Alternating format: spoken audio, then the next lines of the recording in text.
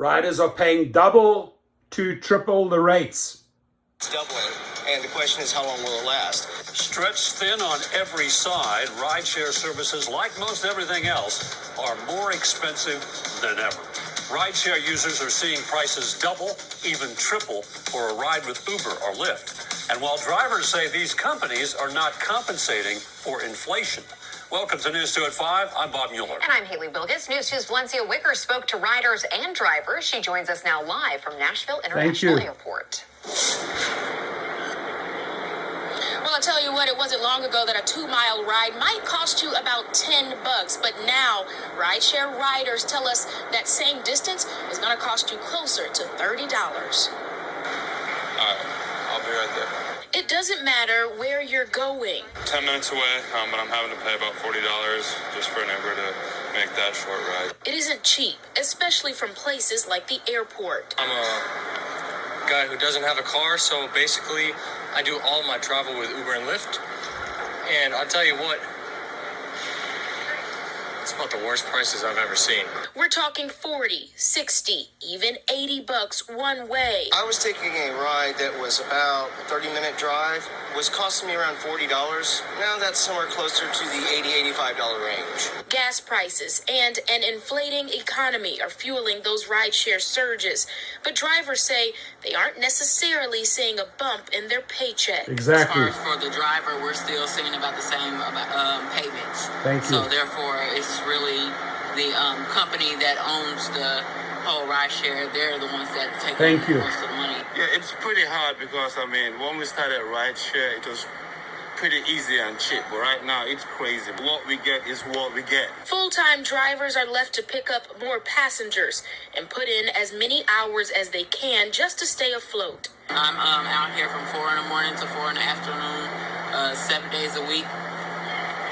And that's the only way that I can make my ends meet. A double-edged sword, impact the front seat and the back. Where will it end? It's a question no one quite has the answer to. Now, we did reach out to Uber and Lyft for comment. Uber says that surge pricing, it is necessary for the industry. We have their full statement on our website at WKRN.com. From the airport, Valencia Wicker, News 2. Valencia, thank you so much for covering that and speaking the truth and getting both sides, right? Not just, You don't agree with their point of view. hey, what's going on here? What is going on? Bring you back, right? So Valencia went out and interviewed riders and she interviewed drivers. I always think that's a good approach. Thank you for doing that, by the way. So what are we doing about this? We did have a strike in March on St. Patrick's Day. We got a lot of exposure, this type of exposure.